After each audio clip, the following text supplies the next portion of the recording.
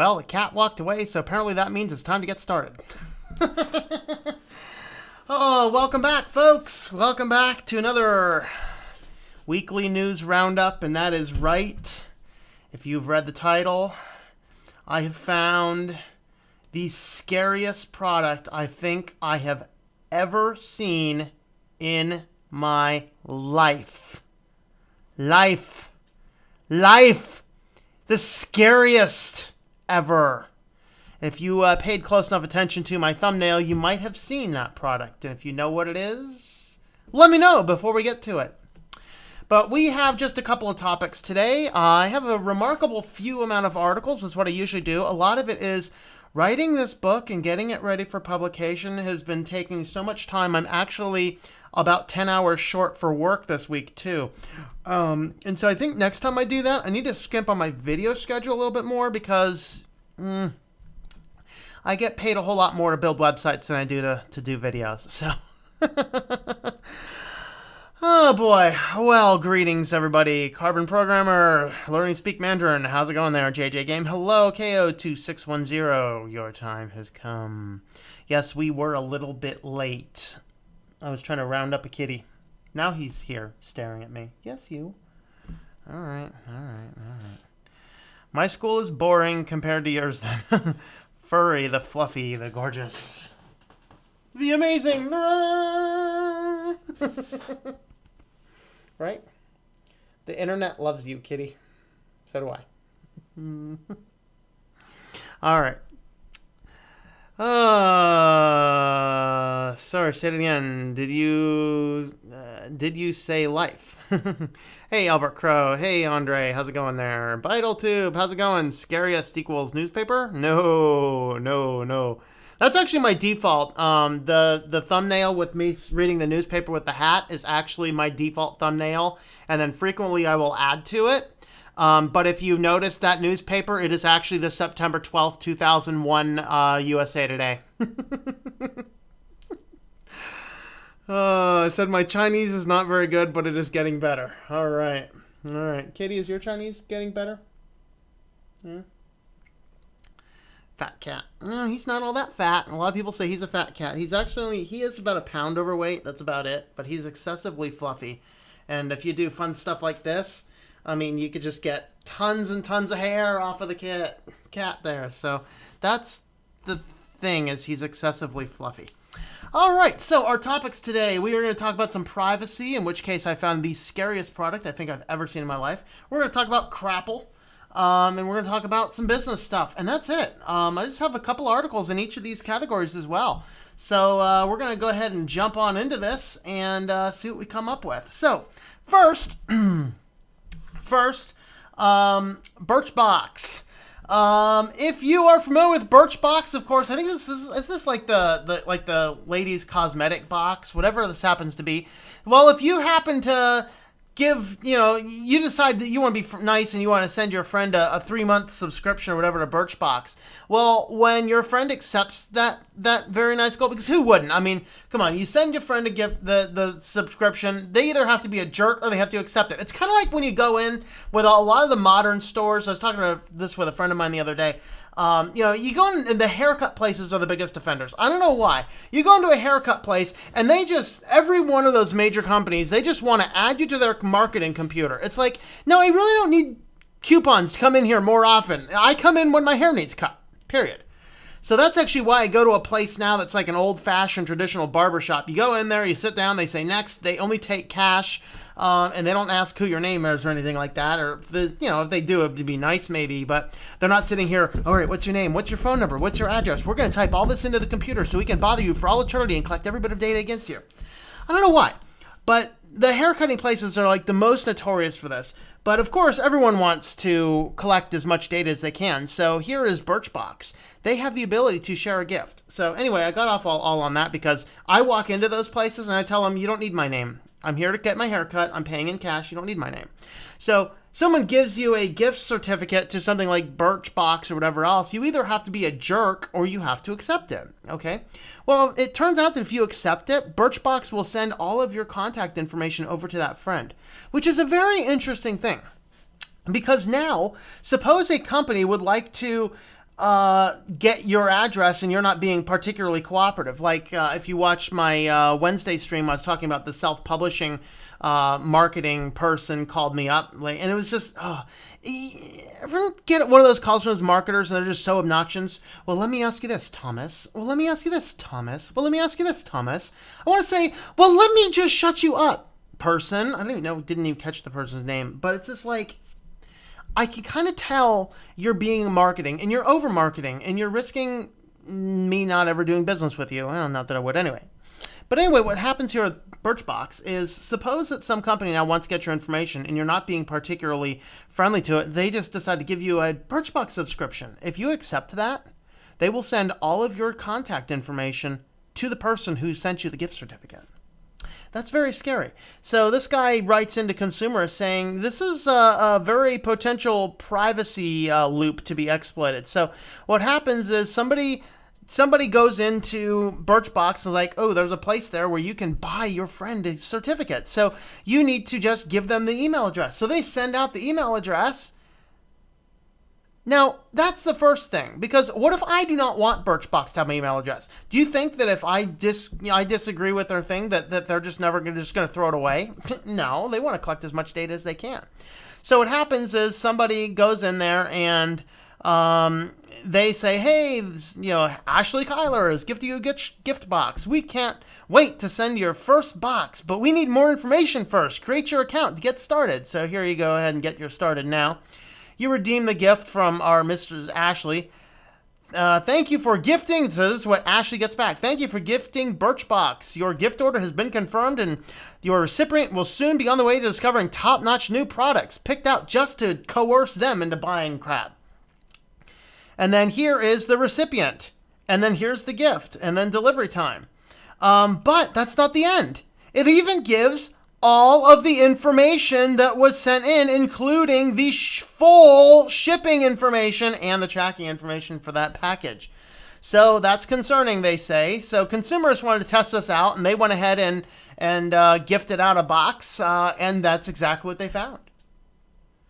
This is scary. This is a loophole waiting to be exploited, because basically, suppose I just happen to know you from Facebook, and I don't really know you from Adam or whatever else, and I want to get your address, and I just go ahead and gift you that because Facebook gives me your email address. Thank you, Facebook.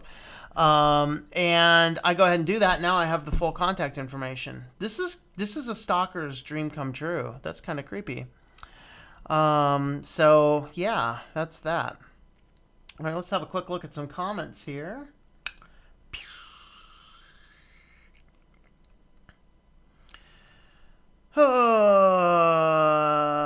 Okay, I'm learning to use Blender's video editor. So far, I like it more than Kden Live. Well, I mean, it's not bad, but it's extremely limited as to what Kden Live can do for basic 2D videos. But if you need 3D videos, oh man, that's top notch. That's what my intro was done in Blender. And actually, the promos for my new book coming out were done in Blender as well, which I will be unveiling as soon as I can.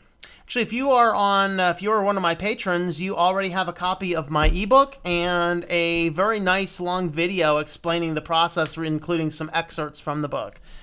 So if you've been teetering along on the Patreon side and you would like to get early access to the book, actually the ebooks are free for my patrons. You can go on over to patreon.com/TomM. You can get a copy of the ebook and see some of the excerpts and things from it.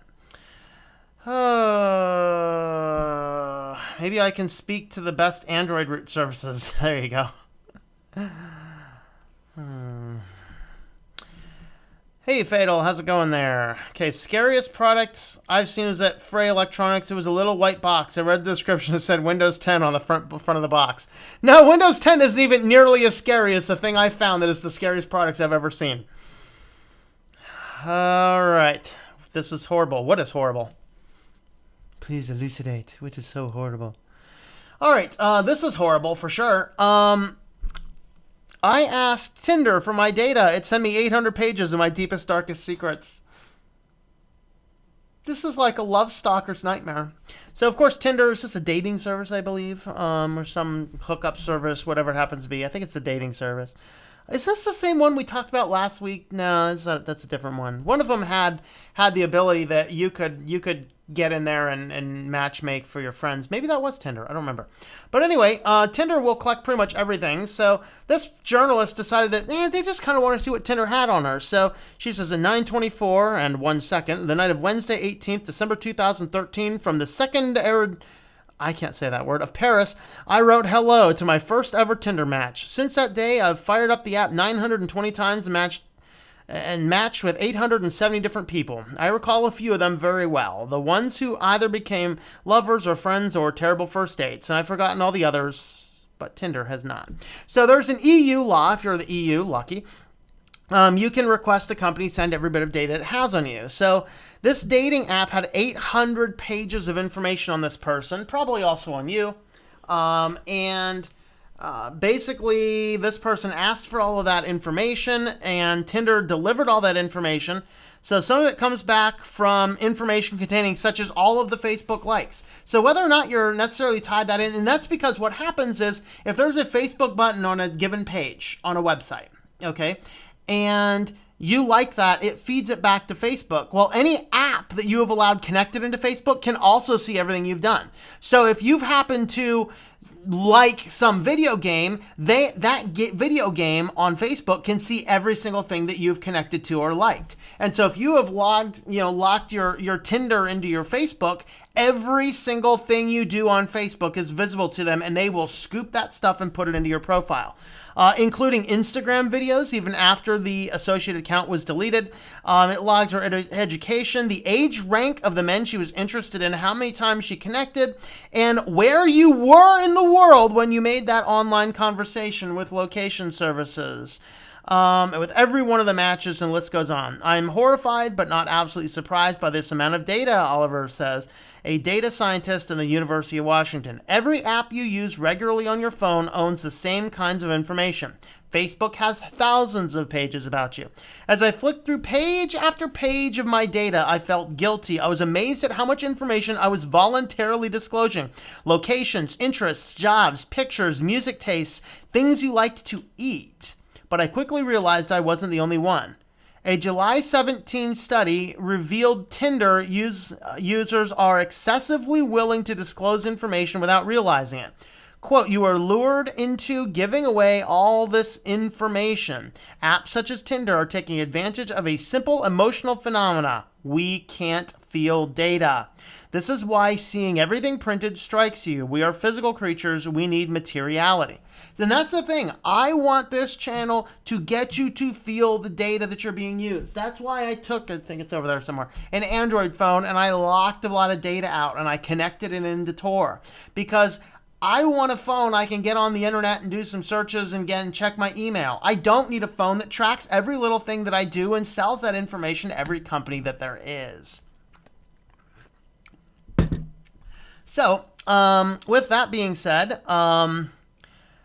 reading through the 1,700 Tinder messages she's sent since 2013, took a trip into my hopes, fears, sexual preferences, and deepest secrets.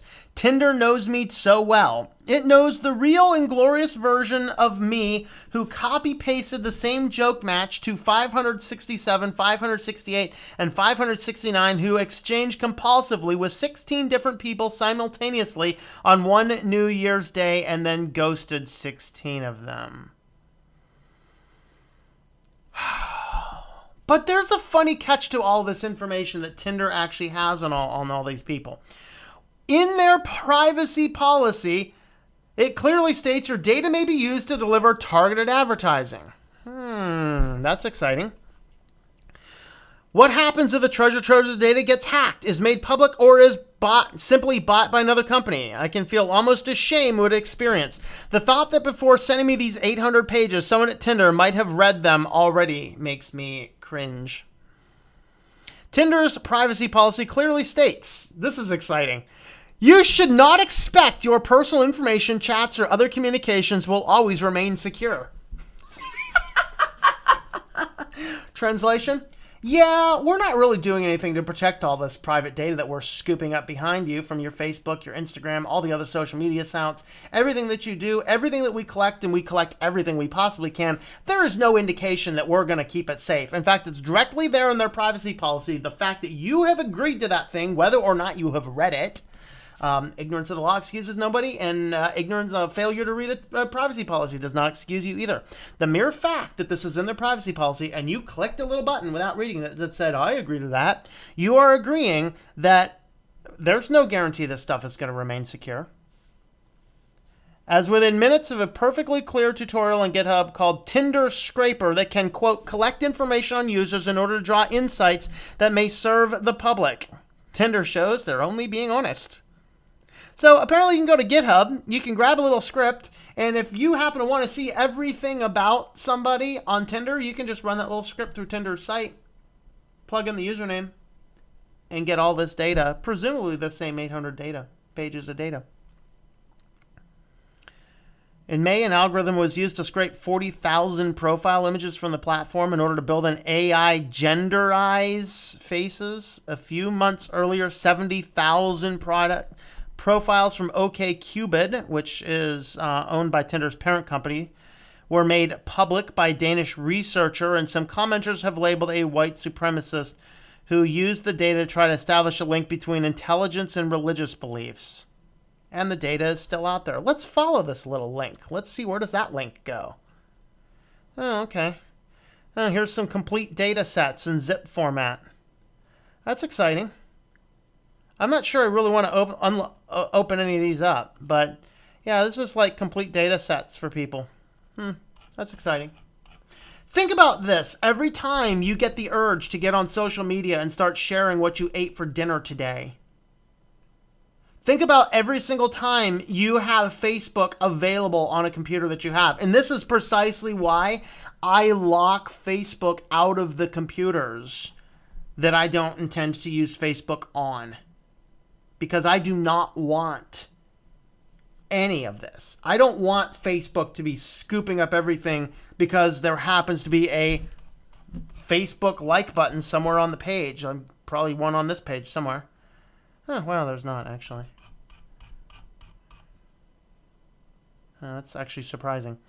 And we can just back up a page. It's like the only page I've seen since I looked at my websites that didn't have a Facebook login there. All right, so that's something to keep in mind, is that all of these social media companies are scooping up all of this data, and there's no guarantee of privacy. At least some of them are honest and saying, yeah, we don't expect this stuff to be privacy. Oh, boy. I mean, the service you're talking about earlier. Hey, Ziralamiki, is that it? Greetings, how are you? Imagine the data Google has on everybody. Yep. Right now, Tinder is almost like the deep web. Lots of people selling themselves for the most diverse purposes. Tinder and other social apps like it are just another avenue for data collection. That's exactly what they are. It's creepy when you actually read out how much info they have. Tinder, Facebook, Twitter, Instagram. I'm a cry. Privacy. Yeah. You know what? This would be really funny. Get one of these data collection companies and have a privacy policy that says, you have no privacy, moron. See how many people agree to it without actually agreeing to it. Or just have one that goes, blah, blah, blah, blah, blah, blah, blah. Your secrets belong to me. Blah, blah, blah, blah, blah. Hey, Joey, how are you? And the annoying part about the privacy policy is that to actually read it, it would take you days, if not weeks, for much of the pages of useless text makes you avoid reading the important parts. That is correct. In fact, there was the documentary. It was called Terms and Conditions May Apply. And they said that if you actually read the privacy policies that you've agreed to for the average person, it would actually take, was it like 16 solid weeks, I think, to read it all? I forget the exact number, but it was astronomically high. Open source community, cool. Didn't know they did that on purpose. Yes, yes, they do that on purpose. In fact, they make them in all caps. Let's find a privacy policy. Yeah, go away. Is there a privacy policy on this thing here? Hey, there is a privacy policy. So some of these are getting a little bit better. I think that's a privacy policy. That doesn't look like a what? There are privacy policies in a video? I can't agree to a video. What?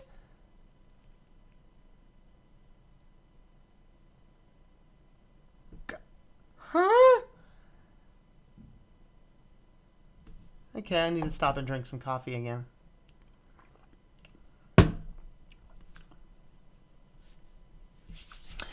I'll tell you what. That's the creepiest thing. I've never seen a privacy policy embedded in a video before.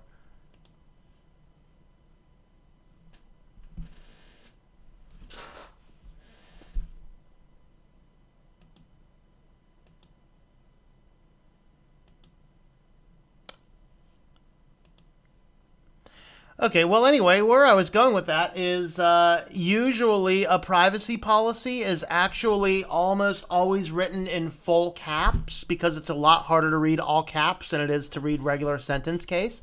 And so they do it in all caps, a couple font sizes too small, and they make the line height extremely difficult to read. And they do all that intentionally so that you don't read it. Only social site I use is YouTube. Don't care for social media. Current events is more important to me than me monsters. Yep.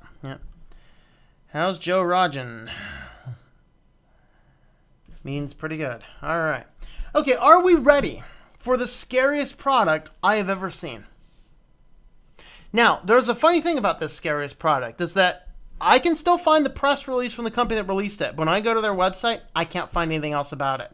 I'm wondering if it did finally get killed because the, what is it, the, is it like, or was it the, I think it was like the Parents Against, commercializing children or whatever that group happens to be, really took up a fight against this company. They announced this product in January, and somehow I missed it. More ruckus was made about it in May, and somehow I missed it then, I think. Then it was supposed to have been released. I've seen lots of demos from it. Like I said, I have the press release here from the original company, but I can't find anything else about it on the company. In fact, the original product page for it has disappeared. So I'm wondering if they're trying to sweep this under the rug, saying, holy crap, America's not ready for this yet, but we're going to table it for another 5 years. And in 5 years, we're going to totally do this. Are you ready for the scariest crap I've ever seen in my life? Aristotle. No, not the philosopher. Aristotle. Hey, Mark, how's it going? So Aristotle is the first ever kid-centric smart speaker system. Cameras, speakers, mood lighting, interaction, always on, always looking, always watching, in your child's bedroom, designed for infants to grow all the way up, and it will log how often your baby goes to the bathroom, what your diaper stock happens to look like. It'll start interacting with them very early. It will start telling them bedtime stories. It is Big Brother. You may as well write 1984 across this thing and say, Big Brother's watching you, little brat. Be good. This is the scariest crap I've ever seen in my life. So, Mattel wasn't the original originator of it. The original company was, is it Hobby, I think? Nabi. It's up here, Nabi. So Mattel bought over Nabi's parent company right in the middle of Nabi building this, but Mattel went ahead with it and just continued talking about it. So here is literally their press release. And I actually I read this whole press release, and I still had no idea what this thing was doing. So I went online to watch some videos. And if you want to see some scary crap, you should watch these videos. Of course, they got this voluptuous blonde woman to be the person for the sales marketing. In fact, I think my brother did the same thing when he went to Comic-Con last weekend. Helps. So you had this voluptuous woman there. Oh, this thing's amazing for your baby. Oh, look at all the stuff. Then this will log all of this stuff and track all of this stuff that you could give to your pediatrician. That's your marketing angle? No. And of course, what is the power structure behind this? Oh, Alexa. That's right. So it's sending all of this stuff to Amazon. Now, Let's have a gander at this press release, shall we? Oh boy, press release. All right. Revolutionary voice-activated IoT solution featuring groundbreaking AI, top-notch security. Yeah, release this thing to the public, and I guarantee it's going to be about 2 days before hackers get into this thing. It will help you nurture and enrich kids as they grow while assisting families with their ever-changing needs. Available at retail this summer for $2.99. Big Brother is watching. Big Brother is watching. Mattel's Nabi brand, known for creating innovative high-tech solutions for kids. Oh, like that Barbie last summer that caused some serious privacy concerns. High-tech solutions for kids and families, including the acclaimed Nabi tablet line. Yeah, tablets for your children. No. In fact, they have a fitness trackers as well. I can't find this on Mattel's website, but you can find the Nabi's fitness trackers for your children. They tie into an app. So that now Nabi can collect all of your child's health data beginning early. Lord, what type of moron would buy this for their family? We'll be unveiling the latest groundbreaking innovation at CES, Aristotle, the first of its kind connected kids' room platform developed together with technology heavyweights, including Microsoft, Qualcomm, Silk Labs. I don't know anything about them, but they sound scary. Silk Labs, Silk Road Connection, maybe marketing. I don't know. Never mind. We're not going to go there. Never heard of Silk Labs, though. I know Qualcomm and Microsoft scares the bejeebers out of me, and the fact that Alexa's on here is also frightening. Unlike other voice-activated, AI-driven connected home platforms, Aristotle is designed with a specific purpose and a mission. To be hacked very readily and to let some pedophile check in on your child. Oh, wait, hold on. That's not what their intention is. Oh, that's right. It's designed with a specific purpose and mission to aid parents and use the most advanced AI-driven technology to make it easier for them to protect, develop, nurture the most important asset in their home, their children. Mattel will debut Aristotle voice-activated kits, connected room hub, and camera bundle this summer. Aristotle is designed to comfort, entertain, teach, and assist during each developmental stage, evolving with a child as needs change from infancy to adolescence. In building Aristotle, Mattel's Nabi brand focused on solving parents' biggest concerns when it comes to IoT. Security, privacy, and intuitive ease of use. You know what? I think I want to buy one of these and take it to DEF CON, and let's see what type of fun stuff we can make happen with this bad boy. That'd be awesome. To that end, Aristotle has been designed with security in top mind with special attention to COPPA compliance measures.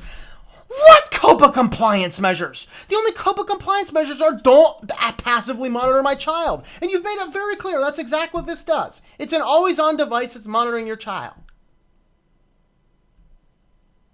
But connect it to the app and it's okay because the parent signed off on it because they agreed to the little check mark.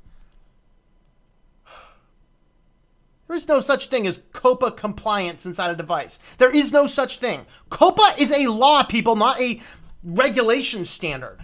And it's a very specific law that you cannot collect information without full consent of parents. And I guarantee parents do not know what this thing is collecting. And we're going to get into that in a minute. The multi-level, let's see, where were we at? Meanwhile, COPPA compliance measures and how the data is collected, transferred, and stored. Mattel is storing your data? Meanwhile, the platform's artificial intelligence will utilize 3 distinct AI engines, including Microsoft Cognitive Services, Silk Intelligence Platform. Yeah, they said 3, and they gave us 2. Of course, the third, of course, is Alexa. Multi-levels of AI enabled Aristotle to learn patterns and autonomously act upon user habits to aid child in development and learning. Yeah, what if this thing like happens like to turn like Microsoft's Tay-bot? And what if you got one of these things in the room and some hacker gets a hold of it and just starts hacking the thing to start pushing out like, you know, white supremacist sayings, and then all of a sudden your kid starts coming out talking all white supremacy language, and then you're like, what happened? And then you find out that your Aristotle's been teaching him how to be a skinhead.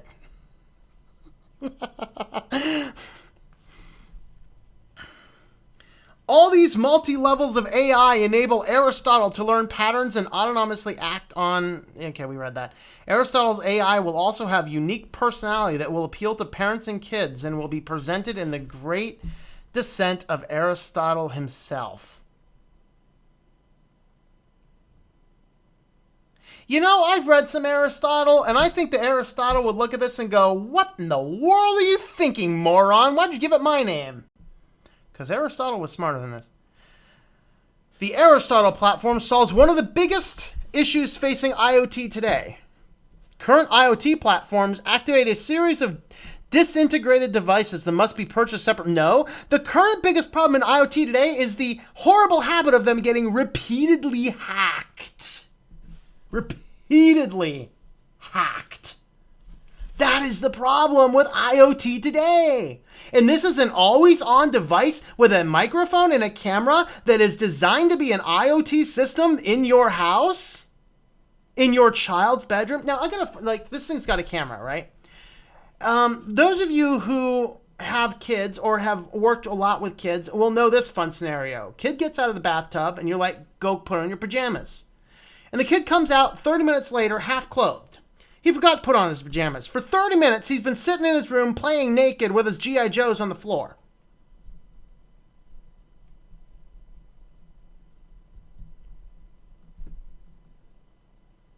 I can just imagine some Mattel guys in there.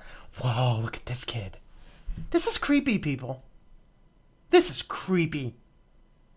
Maybe that's why I can't find any more references. Maybe they're like, okay, the world's not ready for this thing yet. Let's table it for 5 more years and we'll bring it back then. Oh boy. Jim Mitchell, VP and GM of Knob, said, raising kids can be hectic, and we all saw the need for an IoT system that simplifies the complex and dynamic lives of families while providing them with peace of mind. Our goal with the launch of Aristotle is to provide parents with a platform that simplifies parenting while helping them nurture, teach, and protect their young ones. With an always-on recording video audio IoT device in their bedroom? Are you on crack? Have you been into the oxycodone stash? My lord! Some of the top of the line technology and features that make up this revolutionary kids-connected room IoT platform include artificial intelligence created specifically to help nurture and teach children. Do this when autonomous AI protocols, like when the baby starts crying, you get a message, your baby's crying, and then the thing will start singing a lullaby and lighting up the room in fabulous colors and providing some white noise. Robust back-end technology designed for dynamic support of families. What does that even mean? I'm a tech guy. I have no idea what you're saying. This is so clearly written by some marketing hack. It's not even funny. Aristotle's proprietary intelligence platform was created in conjunction with Skills Lab, enabling Nabi to create its own hardware and software experiences. Nabi's hardware and software experiences? Are they experiencing thrills when they're watching children play in their bedrooms naked? Eesh. In child mode, parents can set parameters and customization for the child to interact, such as requiring the word please in voice commands in order for Aristotle to complete the request, or restricting purchasing capabilities. Aristotle was also built with ease of use in mind, setting up the devices simple. Well, next to Aristotle, open up the Aristotle app, and the app will configure Aristotle to your home Wi-Fi network.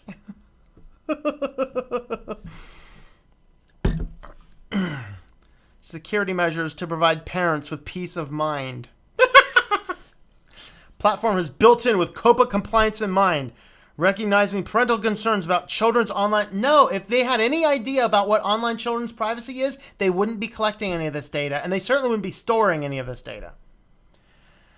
addition, HIPAA protocol guides many of our data transfer processes. That means we apply the same data safeguards as hospitals and for promote data security. For example, it uses 256-bit end-to-end encryption when transmitting user activity information, including a baby monitor video system. Access to data is through the mobile devices that have been paired in close proximity and with proper approval through parental controls. Yeah. Take this thing to DEF CON and see how close you really have to be. Is anybody terrified yet?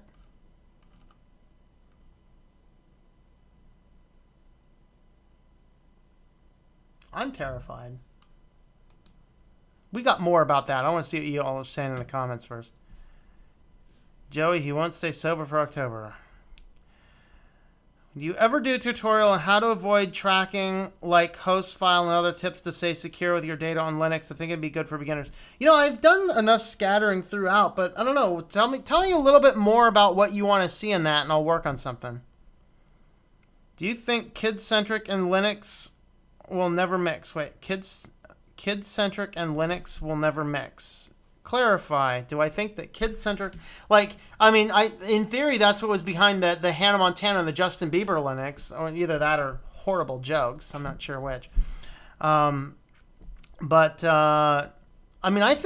think that there's quite a bit of young people that use Linux quite well. So, okay, no clue. I don't speak Mandarin. Sorry. Means hello. Greetings, Jan Lopez. How are you? Whoa. Whoa, apparently there's been a lot of chat going on here. Please, I've already pissed my pants 3 times. I'm sorry. Sober is my cat. Okay, Joe. Rogaine is going to blaze up till death's door. I can speak a little bit of Mandarin. Okay. Not good. I like that Wi-Fi baby rocker crib crap. Nabi products did seem like toys for kids, so it only made sense the company like Mattel would want it. Well, yeah, and that's what they do. They have these pink and these cute and these kid-friendly fitness trackers and health trackers and data trackers and perpetual 1984 telly screens, apparently. Scary products also include smart appliances and other IoT devices. Who was dumb enough to think rice cooker needs to have Wi-Fi access? Yeah, it's provide a way for a hacker to get into your home. How much do you want to bet that this whole IoT thing has just been pushed by some hackers somewhere just to get more data and take advantage of things? Can't get out of the house. I've locked the doors for your own security. Yep. Oh boy. Hey Daniel, how's it going? Ryan, how's it going? Oh boy. Fitter, Facebook, Twitter, Instagram, Snapchat, Apple. Not just watching, teaching your kids what they want them to learn. Obey, big brother. That's right. Tom needs fire. I do need some fire, don't I? I'll have to find some matches. I just cannot come up with any words to say on this product. They will have to sink in. I'll have to watch the podcast once more. Oh, don't worry. I have 3 or 4 more screens on this product. We're not done with this product yet. Always have those idiotic parents who have to have the latest thing, and so their brats can brag to all their little buddies. That's right. In fact, I wrote that in the beginning of my book. Neener, neener, neener, I wrote a book. Neener, neener, neener, I wrote... So that thing's a parody. So, neener, neener, neener, I wrote a book.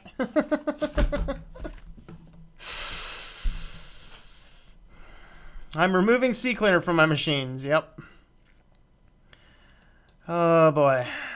The scary thing about companies like Google have a parent company like Alphabet, and the people who own companies like Alphabet also have these ties in Amazon and Facebook. Yeah, that's right. That's right. I'm doing this free of charge, removing CCleaner and replacing it for all pre-existing remote access clients and companies like they don't give a dang. Yep. Don't forget, use Avast Security, because that CCleaner malware came down signed by Avast Security. Okay, never mind. Don't use Avast Internet Security. Okay. There must be a better business model than advertisement, surveillance, data collection. Ads must go eventually. Yeah. I'm not against ads. I'm just against this extreme targeting of ads, because you can push somebody who's trying trying to set goals for the life into doing something that breaks their goals. And that's the problem. I'm not opposed to, if I'm looking up a video on microphones, give me ads for microphones. You might actually introduce me to a product. Because if you know I've been looking up microphones and I go to watch a video on something else and you give me microphone stuff, I'm like, I don't care right now. But if I'm in the middle right now of looking at microphones, so I'm watching videos of microphone reviews, that's the perfect time to pre-roll your ad about your microphone. Because you might introduce me to a new product that I can investigate further on your product. But if you're always targeting what I already want to see because you already have figured me out, you're causing me potential damage if I'm trying to say I need to spend less. The little guys do business right and try to correct things, and then you have companies. And that's the problem, Mark, is that the little companies will get in there and do it right, and then the big company comes in, buys up the little company, and just reverses it all and says, oh, we're just going to make this into a product. You are the antivirus. Okay. SJW propaganda from the minute your child is born. That's right. Don't say you're a little boy, Johnny. You might be a little girl. Huh? Unto us, a non-gender was born. Okay. Peer-to-peer payments. Okay. At least give some real controls over the apps to limit what data you want collected. Yeah, this is the children, and it's so creepy. And that's the problem, is that you indoctrinate a child so early into having that. And that's exactly what they want. They want you to be exposed as early in life as you can so you are already used to it being there. That's why so many old people are like, I'm not bothering with a cell phone. But all the young people are like, I can't live without a cell phone. Yes, you can. At least give some... Okay. Yeah, the fact that this is children, it's so creepy. Yeah. Now take this and implement it across the industry. No data, none. Fire. Looks like a guy running around dancing. Is he on fire? Okay. Way too much. Unlike computer security, you don't need to pay hackers. Yeah. Okay. Alphabet is a government-backed data collection conglomerate so big the world has never seen the intentionally linked servers this linked before. Yep. Your fat nose out of my house. Yep. White hat hackers make great money. Yep. Everyone talks about Google, but Alphabet is the real big brother of surveillance and data collection. Yep. Tom warns of the slippery slope, which is getting slopier every day. That's right. I think everyone in any type of service industry should take a do no harm oath in order to practice, seen by a judge and sworn on the Bible. Yep. Aristotle was gay also. Beware. Uh-oh. If you want to do business, you should take a half an oath and live it up. Black hat hackers who turn white hat make even more money. Yep. See a troubled piece of software I installed. I remove it and replace it and fix any issues it caused for free. Yep. Right, a lot of these cases, certainly not a requirement to make plenty of money on as only a white hat. If you're a black hat, it is harder to be trusted whenever and wherever you were a black hat and all down the line. So your reputation is on the line and day out with business. Okay.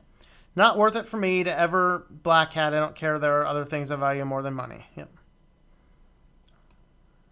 Crap. I accidentally reported a message. What message? Next they will have robot nannies. Why have kids if you don't want to interact with them and teach them yourself? That's the reality, you know. True black hats that flip get hired and treated like cyber mercenaries. It's a catch-22, but yes, black hat have to deal with tainted reputations. Wouldn't have even said that, even though that stuff might happen. Okay. Oh man. I know they now have access, but it's kind of sick realities. I'm not going to be trusting IoT devices. That's right. You don't trust IoT devices. Save money for something better. Use Pi-hole. Yes, Pi-hole is cool. I got to look into Pi-hole a little bit more. Of course, I locally do things on computers with host files, which allows me to manage things, but I would really like to set up some individual things. In fact, I'm going to build that into the pfSense router eventually. Need not rely on these IoT devices. IoT devices are dangerous. We have kids on the channel that use and love Linux and are educating our peers and adults. Their voice matters. Yep, absolutely. Yeah, absolutely. Linux can be kid-centric. Yep. Cat password manager, KeePass X, community support. Yeah, I use KeePass X. Systemd or OpenRC. Okay. Scary part is parents are probably not going to have much idea, just accept it anyway. It's like, oh, this thing will tell me when my baby's crying. If you need an app for that, you probably don't need a child. So Avast is the one that somehow carried this. Yes, Mark. Avast bought Paraform, who owns CCleaner, and the malicious version of CCleaner that went out was signed with Avast Security's security credentials. So it would not have been caught by an antivirus program because it was signed by an antivirus software. Yes, Avast carried it out. And that's why I found it was so funny when in Paraform's press release, they said, oh, use good antivirus software like Avast. I think that their parent company Avast made them include that, but they were probably like, I do not want to include that stupid statement because they're the ones that caused this problem to begin with. It was apparently somebody that social engineered their way into Avast security builds. About parents spend more time with children instead of buying all this crap. I'm a busy parent, but I play with my kids every day and making sure I know what's going on in their life. Absolutely. That's what you need to do. In fact, I mentor a teenager, and he says, the same thing is a lot of times parents just don't talk to their kids, especially teenagers. Teenagers want to talk to their parents more than ever. Sometimes it's just awkward conversations, and the parent needs to learn to talk with their teenager, not at their teenager. And that's usually what happens because it's so easy to say, oh, I understand that, but this is really what the real problem is. You let them talk and let them voice their views and opinions and allow them to have different viewpoints than yours. Talk with them, not talk at them. So that's always important. I'm installing Avast again as of recent. I may switch back to Bitdefender. Heard Google is making a new OS called Fuchsia or whatever. Haven't heard that. Marketing firms just won't give up. Pen and paper change often. Okay. Look at EIG as an example of big guys ruining smaller hosts. And that's what I'm dealing with. In fact, my hosting company, who is run by EIG, finally, I submitted the request to install the SSL on Monday. Finally today, I received an email. They're like, we can't find what we're looking for. Like, you incompetent fools. Just open up root access. I'll do it myself. Whatever. Pen and paper sucks. Left-hander here. It's only 32-bit CCleaner, I guess. It was a 32-bit CCleaner, and it was the cloud CCleaner. I don't even know what that is, but time to use BleachBit again. Yep. I'm glad I switched to Linux. Yep, absolutely. I don't expect you to read everyone from my comments or everyone else. I appreciate the level of engagement you have with us. I feel like I comment a lot more. You can skip that. If it gets too boring, I will, but no, it's no problem. I try and like to read as many comments as I can. Sometimes there's just a lot, so I might just have to pause every now and again. Okay, robots will take over most jobs soon. Yep. Robots are already replacing people. They're already extensively testing self-driving semis, and that's scary as all bejeebers. Self-driving semi, yep, missed the sensor, didn't realize it, but ran over the car like aluminum foil and ripped the guy into pieces, all because the sensor didn't work and the company wanted to save $15 an hour for a driver. Boy. How can someone remove the malware that CCleaner came with? You actually just let it auto-update itself because CCleaner has fixed the problem. Linux is always changing, never stays the same. Very smart to sign your other software with the same keys as your own antivirus and security product. That's why signature-based direction isn't good enough. Yes. Hey, Masker Lord, how's it going? Okay. Self-driving semis. Yeah, wasn't it Uber testing them? That scares the bejeebers out of me. Maybe it wasn't Uber. Who was testing the self-driving semis? I forget. It still scares me.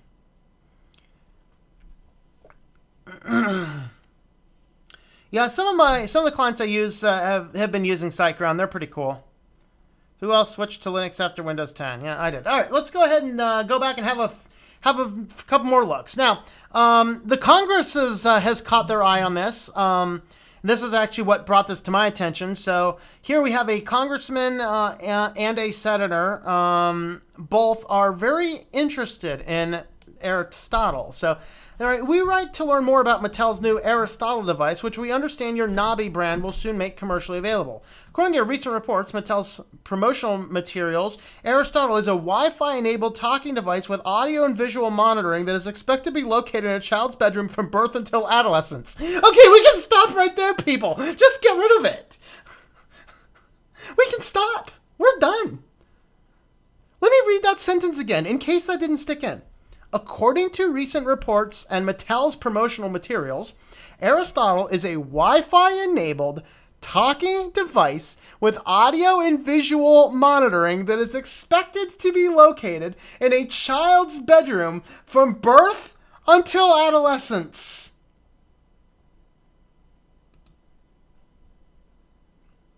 Wake up, America.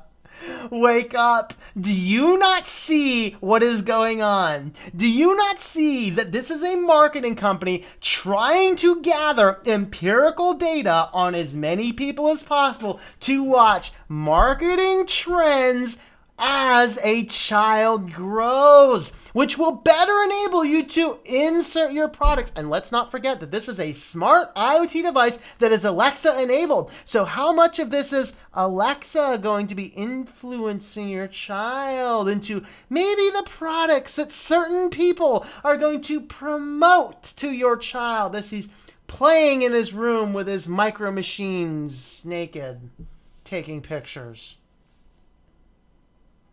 That is scary. That is creepy. And I'm going to read that sentence for you one more time. According to recent reports and Mattel's promotional materials, Aristotle is a Wi-Fi enabled talking device with audio and visual monitoring that is expected to be located in a child's bedroom from birth until adolescence. If you allow this device in your child's bedroom, you probably do not need children.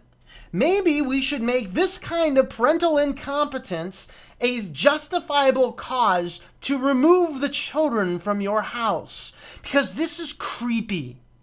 This is creepy. Do you not realize there are people on the other end of the phone that are paid too little money to care about you or their company, who now have access to this data? And I know it's encrypted, but that doesn't mean a whole lot. That doesn't mean a whole lot. We need to stop with this, people. But the senators continue on. Aristotle appears to be capable of recording and transmitting personal and sensitive information about a child's development back to Mattel. This new product has the potential to raise serious privacy concerns as Mattel can build up an in-depth profile of children and their family. It appears that never before has a device on this capability been so intimately look into the life of a child. Aristotle is the first all-in-one voice-controlled smart baby monitor. Will perform specialized functions as tracking feeding and sleeping patterns, as well as soothing a baby's cry. Or crying baby, I guess. Later in the child's life, through the use of artificial intelligence, Aristotle will be able to assist with homework, reinforce good manners, and even give foreign language lessons. That's for you, Carbon Programmer. It's for you. We welcome the innovation and responsible use of artificial intelligence and speech recognition, but we believe consumers should know how this product will work and what measures Mattel will be taking to protect families' privacy and secure their data. We ask Mattel to provide written responses to the following. Number 1, will Aristotle take photos, record video footage, or facial recognition software? If so, please explain. And it already does say it takes photos and records video. You can watch the video, which goes through a streaming server. So you have that functionality. When children speak within range of the device, will the audio be recorded and saved? Will the files be converted into text and stored on Mattel servers? Please include the information regarding default settings on storage and securing any data transmitted from devices to servers. Will Aristotle be always on, meaning the device will collect information regardless of whether the child directly engages with it? If yes, please explain how Mattel will store that and protect that information. Which, by the way, it has to be always on. That's the only way it can determine if a baby's crying or not. Will consumers have the ability to delete that information? Will the collected information, including but not limited to audio files, photos, and videos, be transmitted to Mattel servers? If yes, please explain how. If yes, for what purpose will that information be used, including but not limited to advertising or marketing products, and what control does the consumer have to say no to these services? Will Mattel delete personally identifiable information the company collects? If yes, in what time frame? If no, why not? What data security measures will be implemented? Will all data collected by Aristotle be encrypted? Does Mattel plan to share or sell information to third parties? If yes, please name all the entities that will have access to this information. How will Mattel ensure that Aristotle and third parties receiving information collected from children comply with the Children's Online Protection Privacy Act? It can't. There is no COPA. Their marketing material is much crap. Will Aristotle have its own privacy policy, or will it be covered by the general privacy policy of Mattel? Will the privacy policy be made available to parents? If yes, how? If no, why not? And will Mattel obtain parental consent for the collection and use of information from children, including audio recordings, video recordings, photos, and if yes, how? If no, why not? How often will Mattel seek renewed consent from parents for the continuing collection and use of information? And they want a response to this by October 18th. Now, this raises another fascinating question. What if I, as a very security-conscious parent, do not allow IoT toys into my house, but my child goes to spend the night at a friend's house and finds out that afterwards that this device is in the house and has copied my child's data without my consent? Now what? I'll tell you what, if that happened to my kid, I'd sue the company for everything the company's worth. I own it, and I'm killing it. Because this is worth death. There is nothing that justifies this level of data collection on a child. There's nothing that merits this level of data collection on an adult either, by the way. But at least an adult is stupid enough to make their own choices. The child at least has an excuse. And so... And so with that, we have some questions about it from, this came from Consumerist. So people were having some issues. So this will have integration with Siri, Alexa, Google Home. It appears that never before has a device had the capability to so intimately look into the life of a child. We've already read that. So let's see. We've already read the content of the letter. So let's see. Okay, Consumerist did, however, recently get a statement from Mattel on why Aristotle had not yet been released. Here is their statement. Because, of course, I was looking for this. I couldn't find much. While we are confident in the Aristotle product and its potential to play an important role in the lives of families around the world, we've decided not to launch this fall in order to ensure it fully aligned with Mattel's new technology strategy, which includes common platform approach for all Mattel's artificial intelligence-driven toys. This will allow us to be certain that Aristotle and future voice-enabled tech products will benefit from a central Mattel architecture that streamlines development and drives consistent insights for production, evolution, and business enhancements, and most importantly, improves products and services for our customers. Oh, boy. Oh, boy. Oh, boy. Of course, here is a COPA law. We're not going to go into all this, but I'm going to paste this into the video here at the end. Oh, boy. Oh, boy. Oh, boy. Oh, boy. Let's go back and look at some more comments. Windows 10 may probably stay the same for how long it will be around. Yeah, people thrive when they don't feel like they're being judged at all time. Fact. Yep. Went to Linux right from Windows XP. Nice. Self-driving motorcycles. That's scary. Didn't I see that on Batman? Didn't end well there either. Last version of Windows ever used was Windows 10. Yeah. Tom, you will go insane for a time, and then you will just grow numb. Nothing shocks me anymore. The game Watch Dogs has now become reality. Surveillance is out of control, like AIDS virus on steroids. Yeah. I gotta go play that game sometime. Fire. Yeah, no, I don't need a tinfoil hat for this. This is unfortunately true.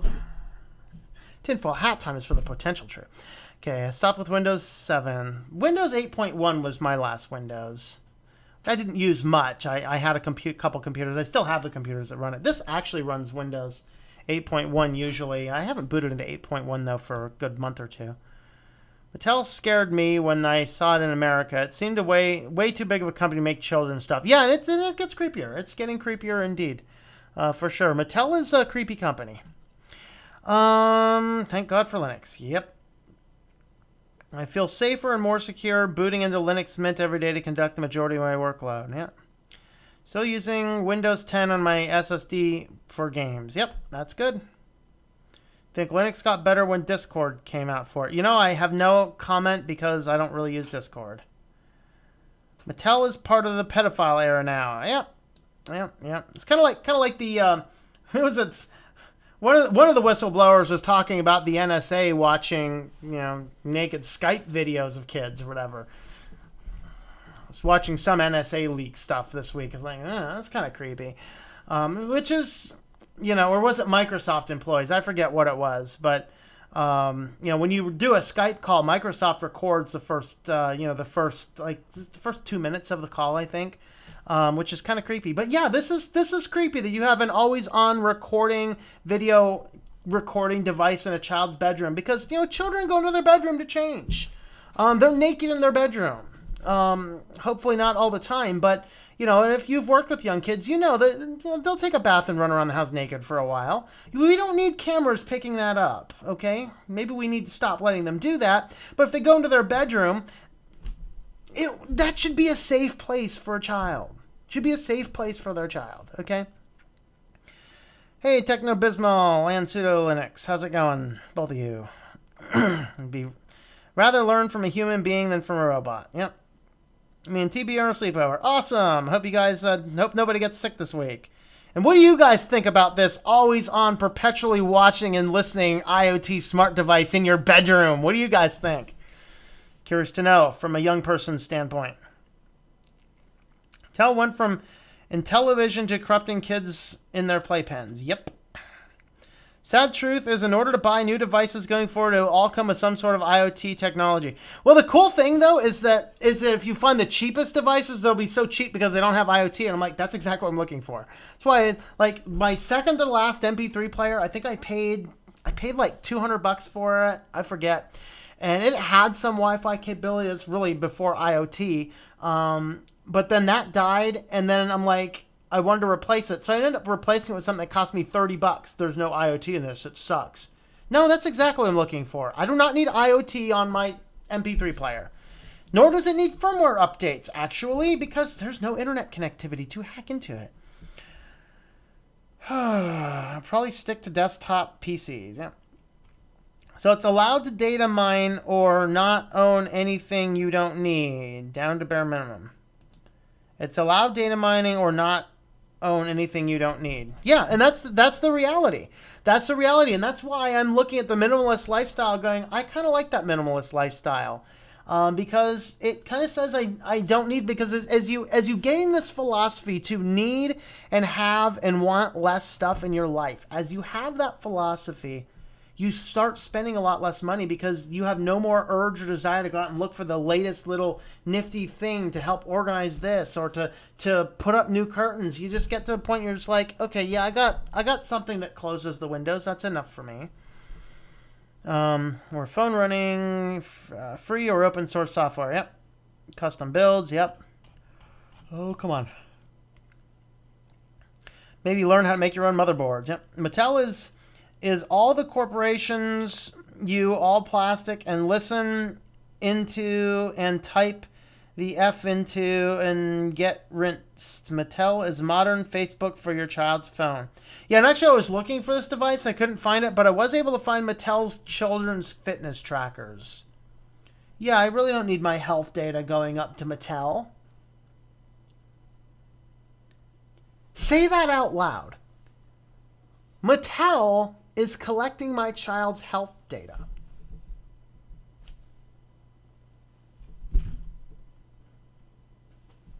Does that creep you out? Do custom builds or have someone do it? Better do it myself. Yep. They're destroying privacy for children as well. They're getting used to the kids having these smart speakers. How much you want to bet that all of these guys dump money into this project to say, oh yeah, we're gonna help and maybe even pay some funding for you to build this thing because we realize it's going to get children used to having this always on connectivity speaker laying around. Okay, I've always built my own PCs. Pre-built are absolute garbage with generic parts of poor quality. Yep. Okay. Bed with Intel, so Intel chips are getting built to reject anything that's not MS-10. Yep. Yeah, and that's exactly, Joe's right about that. You want to get older hardware. Now it's getting to the point where, once the Intel chips are out on the market a little bit more, we figure it out in the open source community. But yeah, if you got bleeding edge processors, you may not be able to run Linux on those. So you got to be careful. Switch by Digital Tech. I guess the large chin isn't in the minor relief world where millions serve up their souls into the tech voids. Yeah. All of this data collection is like 1984 level. Actually, right now on YouTube, I'm actually watching a life picture and full documentary of George Orwell. It's very fascinating, actually. Basically, there's no rolling footage of George Orwell, but they took his writings and had actors play out various parts. It's actually pretty cool. It's pretty neat. I need to see 1984 or read it. Yeah, I watched it. Actually, you can watch 1984 on YouTube. I watched it last week or 2 weeks ago or something. Face has nice curves. Well, thank you.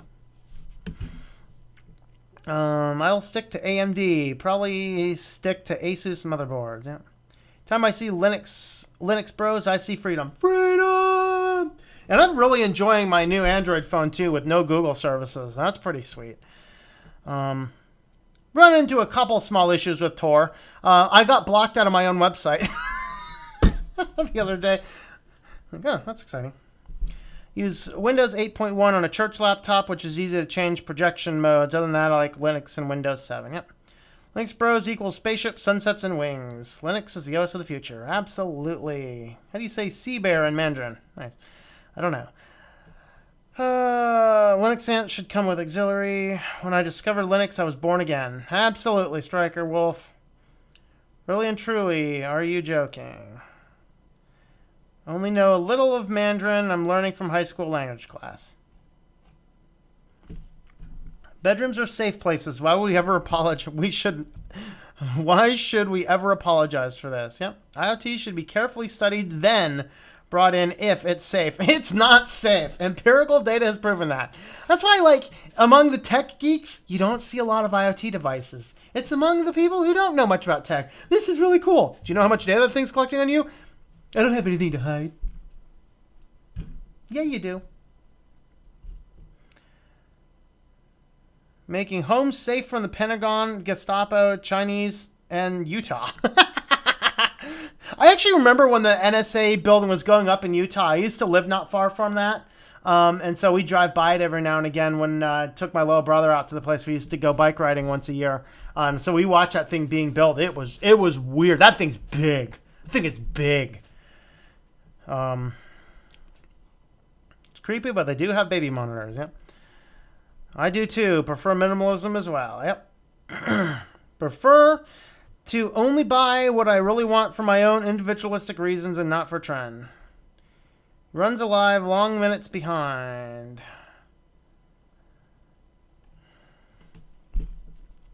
All these IoTs were inspired from sci-fi, yet poorly implemented in real life. That's right. AMD supports Linux more than Intel. They even said their new CPUs have day one Linux compatibility. And that's awesome. And when I go to buy another computer, I think I might very well just do that. Now, I was going to build this one. The one I'm streaming on here is actually it's actually a computer built specifically for video streaming, video production. But, and most of it was handed to me for free, which I'm very grateful for. So I just kind of decked it out from that. But, if I ever need to upgrade this thing, man, I'm probably going AMD. This is a Core i5 37, was it 3570K, I think. Sweet. I'm on the line with eagles. Can you see the eagle over there? I don't think you can see it because of the comments right now, but there's an eagle on the wall behind me. Windows and OS X will be history soon. We can only pray.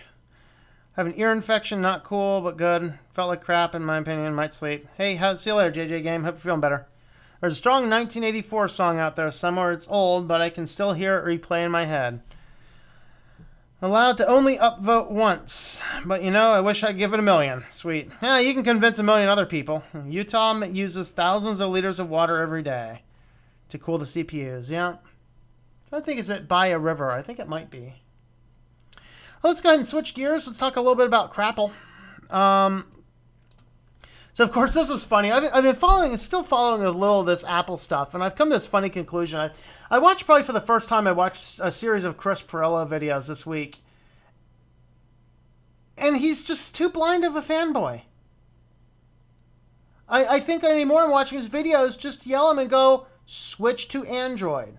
For the entire last 2 weeks, he's done nothing but to complain about how bad Apple is, how much they slow down their systems, all these problems, issues with upgrading. Then he'd be like, but you should always upgrade to the latest system and get the latest one and all this. I'm just like, so I left him a message over there. It's like, okay, you've been talking for 2 weeks about how crappy Apple is, but you're an Apple fanboy. You're still promoting Apple. I say, why don't you do a topic and say, why don't we consider switching to Android? Of course, he sends me a comment back, that's off topic for this video. No, it's not. You've been spending the entire hour-long video talking about how stupid Apple is being. It's not off topic to say, guess what? This phone does not have those problems. This thing runs better than a new iOS 11 device.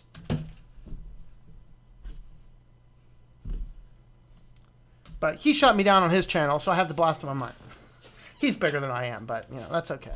And I haven't watched anything else he's done. For the last couple weeks, I think I've watched everything he's done on Apple, and including he had a defect in his phone, so he sent a phone back, and he had problems with that. And all. It's just like, dude, switch to Android. You spent 2 weeks harping on how stupid Apple is. And I got news for you. The way they work, I'll tell you, everything in that iPhone 10 that everyone's like, ooh, I don't know, that's a little creepy. That's going to be the only model next year, and everyone's going to buy it. So there is this iPhone 8 crackling earpiece. Oh, there was another iPhone guy. He's like, there's another iOS 11 update. These guys are on the ball. No, Apple's releasing iOS 11 updates because their system's broken, because it wasn't quality tested, and now all their users are complaining about it. That's why they're pushing stuff out, because it's a crappy system. And it's getting worse. Apple is a dead company now that Steve Jobs is dead. It died with Jobs. It's not innovative anymore, and it's not even really any good anymore. The quality is getting worse. The QA is getting worse. The UI is getting absolutely atrocious. Apple sucks anymore. And I went to it because it was a good platform. That's why I still run an iPhone SE on my main phone. And I'm not going to transfer that out yet, but when that dies, I'm not getting another Apple product. Not worth it. So iPhone 8 has a crackling earpiece issue. A fix is coming. We don't know when, but yeah, there were all sorts of problems with it. This was one of them. So you're talking on it, and every now and again, the speaker will get all staticky on you. It determines that it certainly is a hardware issue, it's a software issue, not a hardware issue. So they say they're fixing it, but it's not there. Of course, another thing, the Apple Watch was released, doesn't connect to the Wi-Fi as well. A lot of problems. Of course, we have a hiccup. We have an iPhone X hiccup. It could lead to a shortage. And so pretty much, yeah, iPhone 8 is nothing better. In fact, Ars Technica did a review saying the amazing time-traveling phone. Because it's like, okay, yeah, this phone was good a few years ago. There's nothing innovative about the phone. There's nothing good about the phone. All you have for the innovativeness is the iPhone 10, which unlocks a lot slower, seems to be a lot less secure, seems to be harder to interface with, and is creepy as all get out, and is a UI nightmare.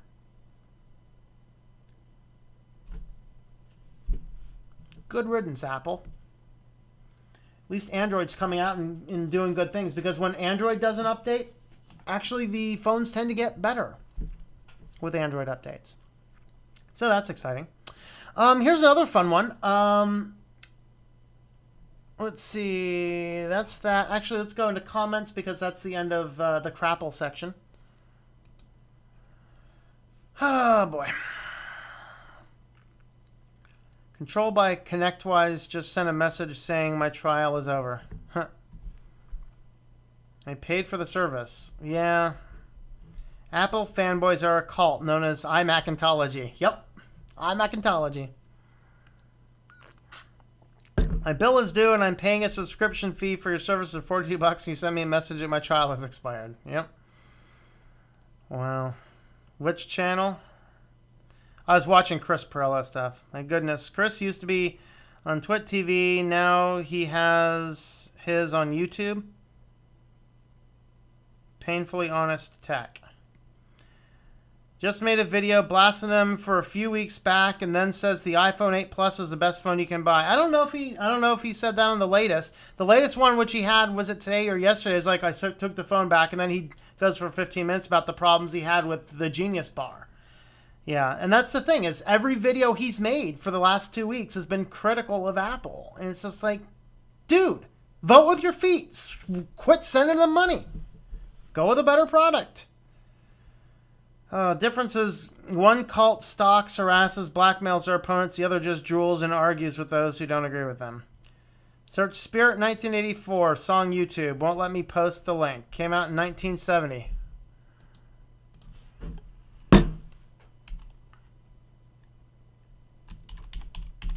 Spirit 1984 on YouTube.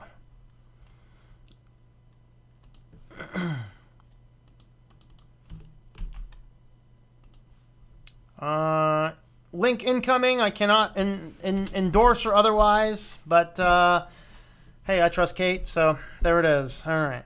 Buying an old iPod Shuffle for music therapy for my dad who's in a nursing home. Oh.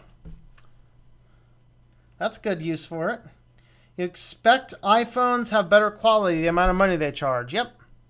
iPhone still doesn't have proper UI, just an app drawer that you can't customize. Yep. Which is crappy. I hate it. Hey, Total OS today. An apple a day keeps my Android away. Nice. But an iPad secondhand was not impressed with the ability to browse the files on the device. You can't browse the files on the device. You need to download a third-party app, and who knows what that thing is doing.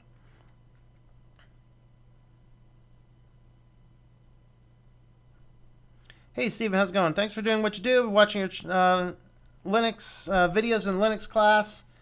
I'm a Linux user and programmer since 1996. You have me using Linux Mint now, along with side calling Ubuntu. Cool. Linux user and programmer since 1996. I should be learning from you, man. Okay, when we see more PCs coming with Linux other than Windows 10? You know, when Best Buy starts carrying them, I think. All right, now we have our basic business news. So this is neat. And I brought out this article just to bring up a point. Amazon 4K movie prices plummet. So Amazon has 4K movie prices and they're pretty high. Apple comes out with their 4K. Apparently the Apple TV 4K was the only good thing that came out of Apple this time around. And of course, once this happened, movie prices on Amazon plummeted. Why? Competition. Not all. What is it? Oligocracy. I think it's oligocracy. So an oligocracy is what we kind of have with ISPs right now, where they have competition, which actually means 3 people control everything. So those 3 people can kind of conspire to keep the prices high. What happened here with this is complete competition. Amazon didn't see Apple coming out. Apple comes out, releases Apple 4K TV, significant price reductions. Amazon says, wow, if we don't cut our prices, we're going to lose a lot of money. This is called competition, people. This is what we need in ISPs. This is why we have to break up all of these big companies, not let them keep merging. Because if you're watching, companies keep merging and merging and merging and merging. And Asia Pi, in fact, hey, why not? Next article. Asia Pi says USA's wireless competition problem has been solved. At least until that next merger between, is it T-Mobile, is it Sprint and T-Mobile? Who is it?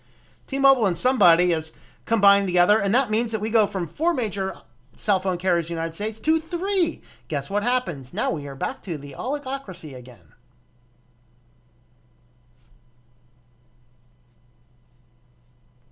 Tell you what. This is a problem. So Asia Pi, of course, shut your pie hole. This guy, the only good thing, I didn't pull it out to talk about it, but there are some senators trying to get him out, saying he's violating the position of his office. I'm not sure why this is news, but Internet Explorer is not secure. I know that's not news, but why not?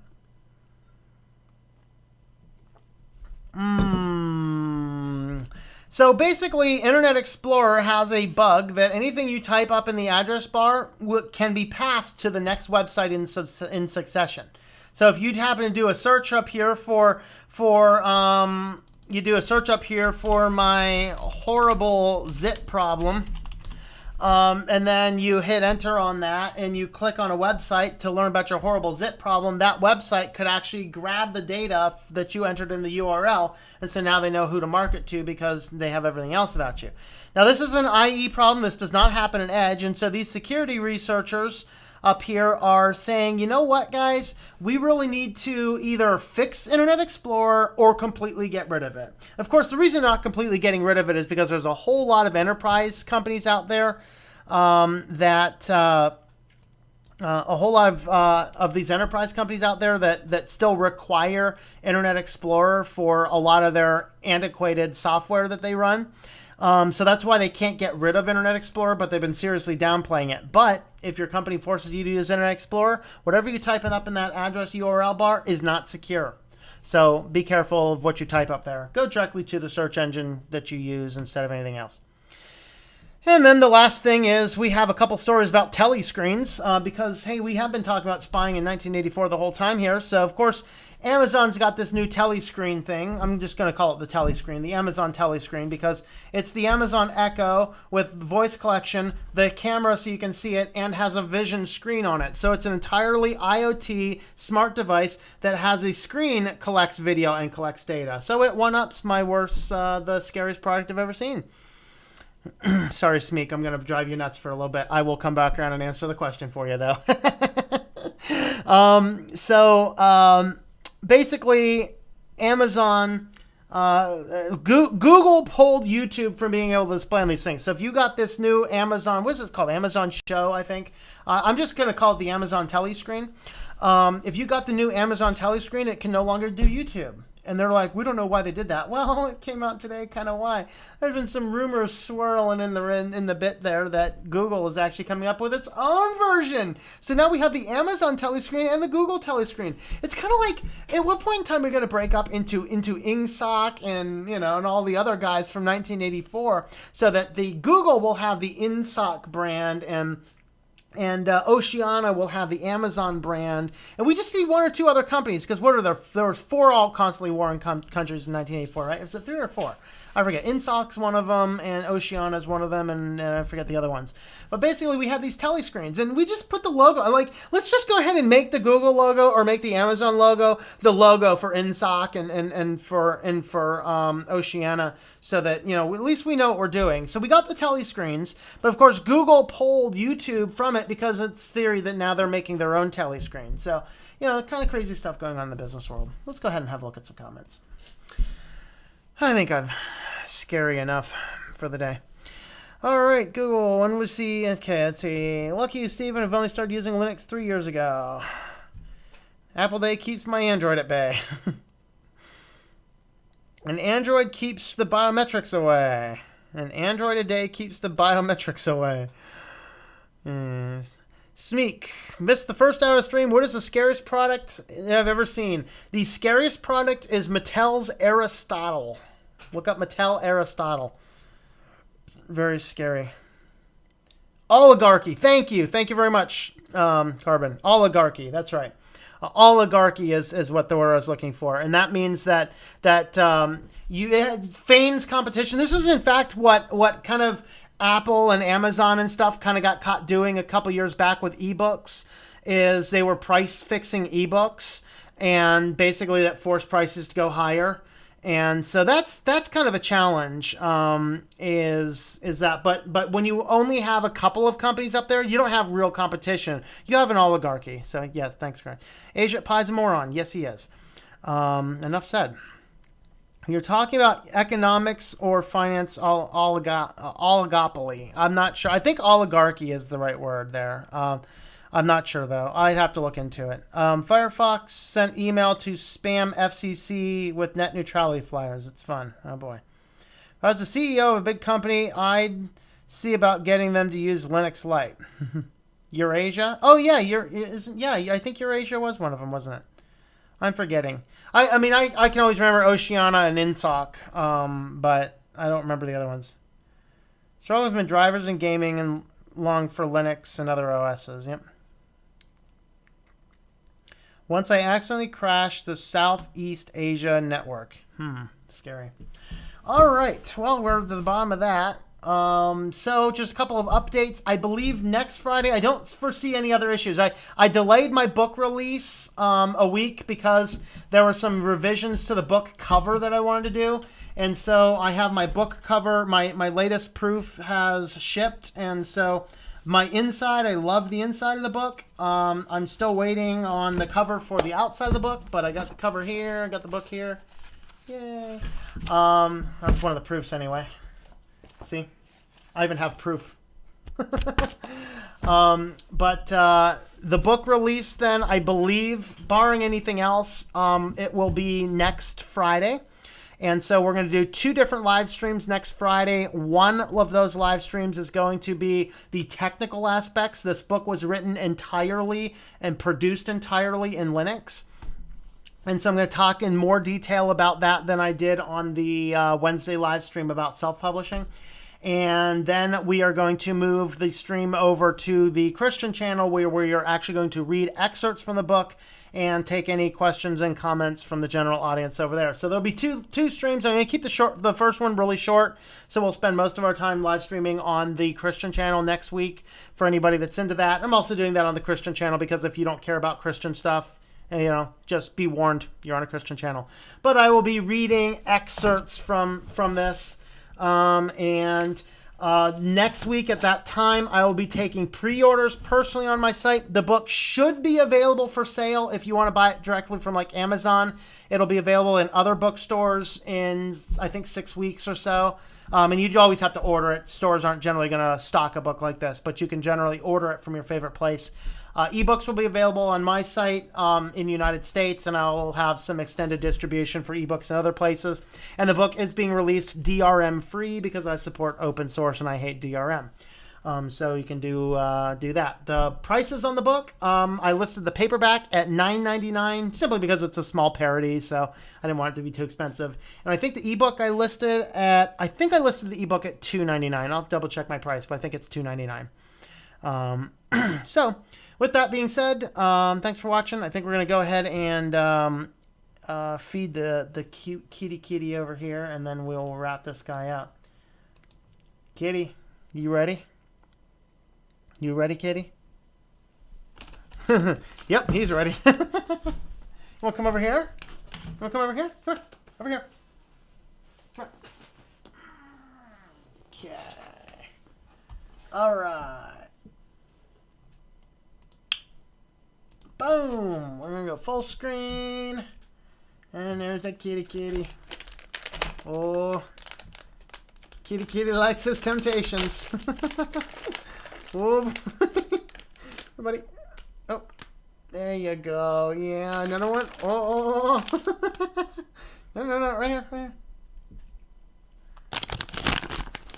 And one last one right there. Yeah, here you go. Bye, everyone. I hope you enjoy switching to Linux. All right. Well, thanks, guys. I'll go ahead and throw up here. Where's my last one here? Just another brief update there, too. I've updated the Switch to Linux page. If you were interested in helping support the channel and you're a little leery of Patreon, I do actually have a PayPal link available now at switchtolinux.com/support. So there's also Amazon links, which I think I still need to put in the bottom of this video. And there is also Patreon if you do that. And if you are a Patreon user, you already have a copy of the ebook. I sent out the ebook to Patreon users yesterday, and I sent out a detailed preview of the book on Patreon as well. So any Patreons over there, then you have access to all that. So thanks for watching, folks, and have yourselves a wonderful evening.